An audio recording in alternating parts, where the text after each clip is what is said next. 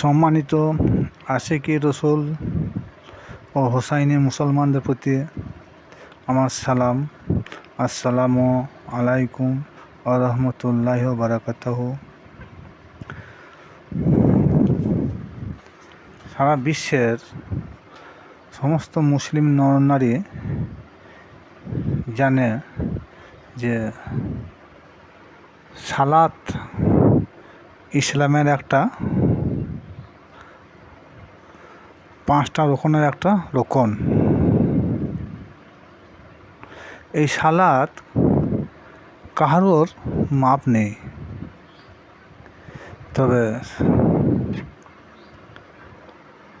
কোরআন শরীফ এটা কম বেশি 82 বার এসেছে।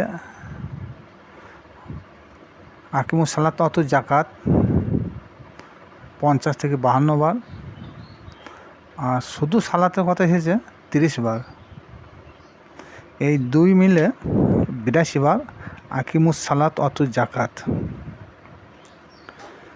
সালাত কায়েম করো, জাকাত প্রদান করো, এটা আল্লাহ পাক রব্বুল আলামিনের আদেশ। কিন্তু আমরা থেকেও সালাত কায়েম কী জিনিস সেটা বোঝার চেষ্টাই করি না। কোনো লোক যদি কাউ ডাকে, ও সালাত কায়েম করতে ডাকে, ও আজ জুমার দিনে চলো সালাত কায়েম করব, এসব ফজরের সময় সালাত কায়েম করব, জোহরের সময় সালাত কায়েম করব, আসরের সময় সালাত কায়েম করব, মাগরিবের সময় সালাত কায়েম করব, এশার সময় সালাত কায়েম করব, এরকম কথা কেউ বলে না। বলো এসো নামাজ পড়ব, আজ জুমার দিন নামাজ পড়তে হবে, আজ ফজরের নামাজ পড়েছি, জোহরের নামাজ পড়ব, আসরের নামাজ পড়ব, মাগরিবের নামাজ পড়ব, এশার নামাজ পড়ব, এই পড়েছি পড়ব। এই হচ্ছে আমাদের পরিবেশ। কিন্তু আল্লাহ পাক রব্বুল আলামিন উতলু সালাত কোনো জায়গায় বলে নয়, ইকরা সালাত কোনো জায়গায় বলে নাই। কারণ বলেছে আকিমুস সালাত, সালাত কায়েম করতে বলেছে। এইটাই মৌলানাদের সঙ্গে আমাদের পীর মুর্শিদদের এইটাই পার্থক্য। যারা নামাজ পড়েন তারা আজ পর্যন্ত কেউ বুকে হাত দিয়ে কেউ বলতে পারবেন না যে নামাজ যারা পড়ে গেল তারা কোনো একটা মোকাম মঞ্জিলে পৌঁছেছে। না, কার বলার ক্ষমতা নয়। দেশে অনেক বুজুর্গ আলেম রয়েছে, হাফেজ রয়েছে, কারি রয়েছে, মৌলানা মুফতি রয়েছে, কিন্তু এরা সবাই নামাজ পড়ে এবং নামাজ পড়ার দাওয়াত দেয়। কিন্তু সালাত কায়েম কীভাবে করতে হবে সেটা ওই মৌলবীদের মক্তবখানায়, মাদ্রাসায় এইগুলো শিক্ষা দিতে পারে না। সালাত কায়েম কী জিনিস জানতে হলে, শিখতে হলে যে কোনো পীর মুর্শিদের খানকায় যেতে হবে,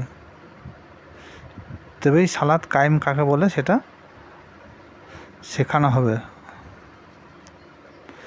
তা সালাত যারা কায়েম করেছে তাদের এই সালাতে মিরাজ হয়েছে, আর সালাত যারা পড়ে গেছে তাদের কিন্তু জীবনে কোনো উন্নতি করতে তারা পারে নাই, আর এরপর পারবে বলে মনেও হয় না। কারণ আল্লাহ পাক রব্বুল আলামিন সূরা আনকাবুতে 45 নম্বর আয়াতে বলেন, ইন্না সলাতা তানহা আনিল ফাহশাই ওয়াল মুনকার। নামাজ বা সালাত সমস্ত রকম গহিত, নোংরা, খারাপ, অশ্লীল কর্ম থেকে বান্দাকে বিরত রাখে। আপনারা একটু চিন্তা ভাবনা করে দেখুন, আমরা যারা নামাজ পড়ি আর যারা পড়ে তারা কেউ বুকে হাত দিয়ে বলতে পারবে শপথ করে যে নামাজ পড়লাম বা পড়ছি বা পড়বো, আমাদের জীবনে কত অশ্লীল কর্ম হয়ে গেছে, মন্দ কাজ হয়ে গেছে, মন্দ কথা মুখ দিয়ে বেরিয়ে গিয়েছে, কেউ মদ খেয়েছে, কেউ সুদ খেয়েছে, গিবত খেয়েছে, কেউ চুরিও করেছে, খুনও করেছে, রাজনীতি করেছে, বাটফিরিও করেছে, ব্যভিচারও করেছে, জেনাও করেছে, মা বাপকে লাথিও মেরেছে, এটিএমের ধন ভক্ষণও করেছে। এগুলো সব তো নোংরা কাজ, খারাপ কাজ। সুতরাং কই নামাজ তামা দেখেন পরিবর্তন করতে পারে নাই। তাহলে কীভাবে নামাজ আমাদের আদায় করা যাবে, যে এই সমস্ত নোংরা কাজ থেকে আমরা বিরত থাকব? হ্যাঁ, আসুন, আল্লাহ পাক রব্বুল আলামিন কোনোদিন মিথ্যা বলেন নাই। ইন্না সলাতা তানহা আনিল ফাহশাই ওয়াল মুনকার, সমস্ত রকম মন্দ কাজ হচ্ছে নামাজ তোমাকে বিরত রাখবে। সেই নামাজটা হচ্ছে কায়েমি সালাত। কায়েমি সালাত মসজিদের দরবার ছাড়া হয় না। এরপরেও আর একটা নামাজ আছে যেটা দায়মি সালাত। এটা হচ্ছে এই কায়েমি সালাতের পরেই দায়মি সালাত। দায়মি সালাতে যখন আপনি পৌঁছে যাবেন তখন দেখবেন অহরহ আপনি মিরাজ করবেন। দায়মি সালাত যখনই আমরা কেউ যদি আদায় করি তখনই দেখবেন আমাদের ওই দায়মি সালাতে আমাদের মিরাজ হবে। মিরাজ মানে আল্লাহর দর্শন। তার আগে কোনো সালাতে আল্লাহর দিদার বা দর্শন বা মিরাজ হবে না। আল্লাহ পাক রব্বুল আলামিন আর সালাতে মিরাজুল মুমিনিন যে কথাটা বলেছে সেটা কিন্তু অত সহজে ভাবলে হবে না। আল্লাহ মিথ্যা বলে নাই। তাহলে আমাদের কেউ কি চিন্তা ভাবনা নিয়েছেন যে আল্লাহ বলল যে সালাত আদায় করলি আমার সঙ্গে দর্শন হবে, দিদার হবে? সেই সালাদটা কী সালাদ, কীভাবে আদায় করতে হবে সেটা কোনো ওই মোল্লা মুন্সি দ্বারা হবে না, কোনো মাদ্রাসা মক্তবখানা গেলেও হবে না। একমাত্র পীর মুর্শিদের খানকাতে যতক্ষণ আপনি না যাবেন ততক্ষণ ওই নামাজে মিরাজে হবে এই কথাটা আপনাকে শেখাইতে পারবে না। যখনই আপনি একজন পীরের কাছে বায়ত হবেন এবং তিনার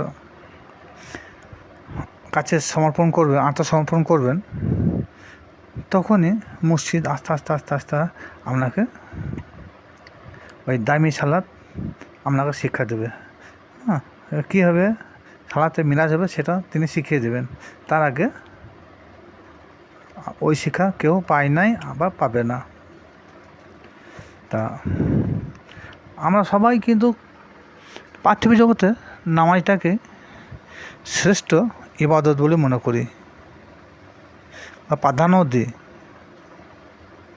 দেখবেন কেউ হয়তো নামাজ পড়তে যাচ্ছে, কেউ নামাজ পড়তে শুরু করে দিয়েছে, যদি কেউ ডাকে, হ্যাঁ তুমি জানো না আমি নামাজ পড়ছিলাম, এরকম একটা হুমকি কথাবার্তা বলে।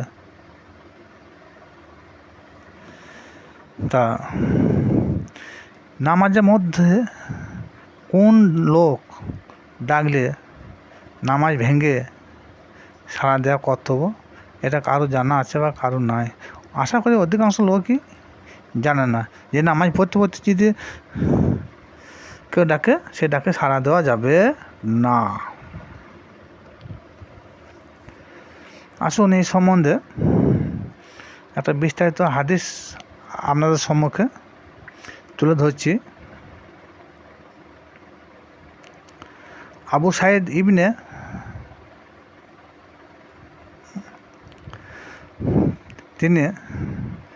আবু সাইদ তিনি একদিন ওযু করছেন। আল্লাহ নবী দেখলেন যে আবু সাইদ নামাজ পড়বে বলে ওযু করছেন।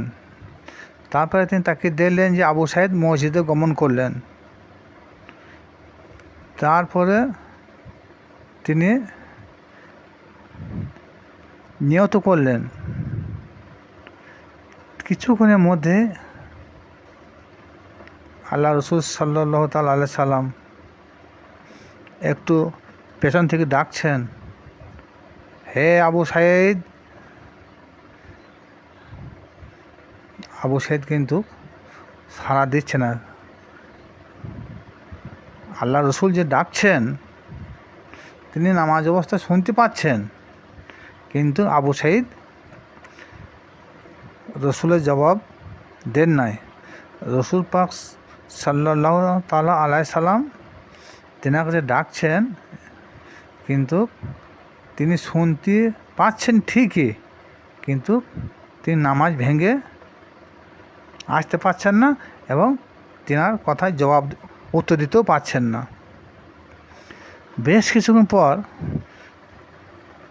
4 রাকাত বা 2 রাকাত নামাজ সম্পন্ন করার পর তিনি আল্লাহ নবীর দরবারে ফিরে আসছেন।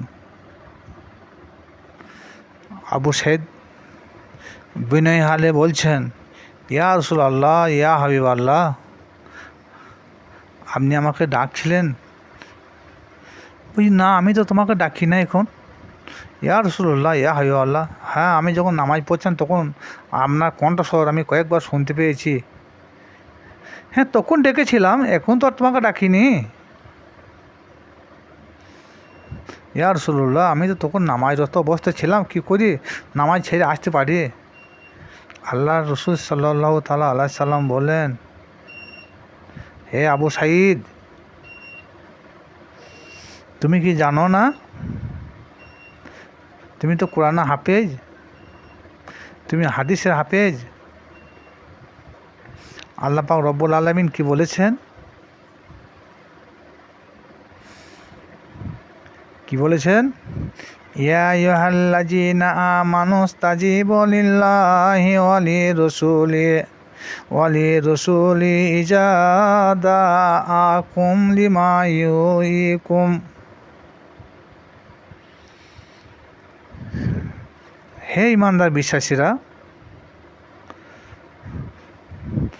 তোমরা যখনই যে অবস্থায় থাকো না কেন, যখন তোমাদের রসুল তোমাদের ডাক দেবে, সঙ্গে সঙ্গে তোমাদের রসুলের ডাকে তোমরা দূরত্ব সাড়া দেবে। আল্লাহ রসুল বলেন, হে আবু সাঈদ, তোমার কোরআনে এই আয়াতটা তোমার জানা ছিল না? ইয়া রাসূলুল্লাহ, ইয়া হাবিবাল্লাহ, জানা ছিল। আমার বেয়াদবি হয়েছে, আপনি আমাকে ক্ষমা করে দেন, আমি বুঝতে পারিনি। তাহলে এই আয়াত থেকে বোঝা গেল যে যখন তোমাদের রসুল, তোমরা যে কোনো অবস্থায় থাকো না কেন, যখন রসুল তোমাদের ডাক দেবে, সঙ্গে সঙ্গে রসুলের ডাকে তোমাদের দূরত্ব সাড়া দিতে হবে। এটা সূরা আনফাল 247 নম্বর আয়াত। কারণ এখান থেকে বোঝা গেল প্রত্যেক ব্যক্তির কর্তব্য, তিনাদের রসুল যখন ডাক দেবেন, যদি নামাজও পড়েন, নামাজ ছেড়ে দিয়ে রসুলের ডাকে সাড়া দেওয়া কর্তব্য। এখান থেকে বোঝা গেল যে নামাজ থেকেও তোমাদের রসুলের ডাক অতি উত্তম। নামাজ উত্তম ইবাদত, কিন্তু তার থেকে রসুলের ডাকে সাড়া দেয়া অতি উত্তম ইবাদত। নামাজ শ্রেষ্ঠ ইবাদত, সর্বশ্রেষ্ঠ ইবাদত রসুলের ডাক। তা যদি না হবে, তাহলে সূরা আনফালের এই আয়াতটাকে মুছে ফেলে দেওয়া দরকার। তাহলে রসুলের তাজিম, রসুলের সম্মান, আল্লাহরই তাজিম, আল্লাহরই সম্মান করা হবে। এরপরেও আরও একটা আয়াত আমাদের সম্মুখে আমি তুলে ধরছি, সূরা নিসা আয়াত নম্বর 80। মাইয়াতু রসুলা ফাকাদা তাআলা, যারা রসুলের অনুসরণ করলো তারা আল্লাহরই অনুসরণ করলো। যারা রসুলের প্রতি রসুলের কাছে ঈমান আনলো, তারা আল্লাহর কাছে ঈমান আনলো। আল্লাহ পাক রব্বুল আলামিন এ কথা কোনদিন বলেন নাই যে আল্লাহর কাছে যারা ঈমান আনলো তারা রসুলের কাছে ঈমান আনলো, এটা বলেন নাই। আল্লাহকে যারা অনুসরণ করলো তাদের রসুলকে অনুসরণ করলো, এ কথা আল্লাহ বলেন নাই। এই কথাটা খুব চিন্তা বিষয় আছে। রসুলের অনুসরণ আল্লাহরই অনুসরণ, রসুলের প্রতি ঈমান আল্লাহর প্রতি ঈমান আনা, রসুলের হাত আল্লাহরই হাত, আল্লাহ এটাও কোন জায়গায় বলে নাই কোরআনে যে আমার হাত আমার রসুলের হাত, আমার পা আমার রসুলের পা, আমার কান আমার রসুলের কান, হ্যাঁ, আমার স্মরণ আমার রসুলের স্মরণ, আমার প্রতি ইমান আমার রসুলের প্রতি ইমান, এরকম কথা আল্লাহ কোনো জায়গায় বলেন নাই। কিন্তু সবটাই উল্টো। রসুলের ইমান আল্লাহর প্রতি ইমান, রসুলের অনুসরণ আল্লাহরই অনুসরণ, রসুলের হাত আল্লাহরই হাত, রসুলের পা আল্লাহরই পা, রসুলের কান আল্লাহরই কান, রসুলের হাত আল্লাহরই হাত, রসুলের চোখ আল্লাহর চোখ। এইখান থেকে যারা আমার এই ভিডিওটা দেখছেন, যদি কারোর আপন আপন মসজিদ থাকে, বাকিটা এই কথাগুলোকে পুঁটুলি করে বেঁধে নিয়ে যাবেন। সেখানে বিস্তারিত যদি বুঝতে না পারেন, আপন আপন মসজিদের কাছে বোঝার চেষ্টা করবেন। আর যদি কমেন্ট করেন, যতটা পারবো উত্তর দেওয়ার চেষ্টা করব। কারণ সব কথা সব জায়গায় ক্লিয়ার করে খুলে বলা যায় না। তবে যেটা বলেছি, যেনারা তরিকতপন্থী আছেন, আশা করি তেনারা বুঝে নেবেন। এখানে আর একটা কথা বলে দিচ্ছি, আমাদের হায়াতে জিন্দেগি মৃত্যুর পর যখন কবরে আমাদের দাফন করবে, এটাও শোনা গিয়েছে যে রসুলকে হাজির করাবে।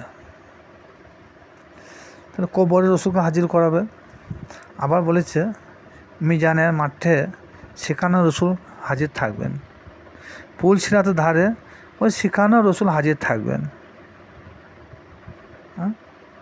আবার কি বলছে, হাউজে কাউসারের ধারে সেখানেও রসুল হাজির থাকবেন, আরও সে ছায়ার নিচে সেখানে রসুল আমার হাজির থাকবেন। তাহলে এই যে কতগুলা খুব ডেঞ্জারাস জায়গা, সেখানে তো আল্লাহ থাকার কর্তব্য, কিন্তু সেখানে আল্লাহ না থেকে দেখুন কবর একটা ভয়ঙ্কর জায়গা, সেখানে বলছে রসুল থাকবে। মিজান এমন একটা জিনিস, সেখানে দাঁড়িপাল্লা ইমান ওজন হবে, সেখানে রসুল হাজির থাকবেন। হাউজে কাউসার পানিয়া মাদিনে পান করাবে, সে হাউজে কাউসারের ধারে আমার হুজুর রসুল সাল্লাল্লাহু তাআলা আলাইহি ওয়াসাল্লাম সেখানে হাজির থাকবেন। এইগুলা খুব জ্ঞানী লোকদের বোঝার একটা প্রয়োজন আছে। কেন আল্লাহ কোন জায়গায় হাজির থাকবে, হ্যাঁ, কোন জায়গায় প্রকাশ্যে বলা হয়নি, সব জায়গায় বলছে তোমাদের রসুল হাজির থাকবে। আবার কি বলছে, মৃত্যুর সময় তোমাদের রসুল জান কবজ করবে। আমরা ছোটো থেকে শুনে আছি যে আজরাইল ফেরেশতা জান কবজ করবে। আমি গোটা কোরআনটা এক পাতা দু পাতা করে খুঁজে বেড়াইলাম, আজরাইল ফেরেশতা যে আমাদের জান কবজ করবে এরকম আমি কোনো জায়গায় পেলাম না। হ্যাঁ, একটা জায়গায় পাওয়া গেছে যে তোমাদের রসুল জান কবজ করবে। তাই রসুলে আমাদের জান কবজ করবে, এটাকেও বুঝতে হলে একটা জ্ঞানী লোকের প্রয়োজন আছে। তাহলে আমি বলছি, এখানে রসুলের শাব্দিক অর্থ হলো বার্তাবহক, কিন্তু আজরাইল ফেরেশতা ওটা একটা প্রপার নাউন। সুতরাং আজরাইল ফেরেশতার নামটা থাকার প্রয়োজন ছিল। কোরআন শরীফে আজরাইল ফেরেশতার নাম আছে, ইসরাফিলের নাম আছে, মিকাল ফেরেশতার নাম আছে, জিবরাইল ফেরেশতার নাম আছে।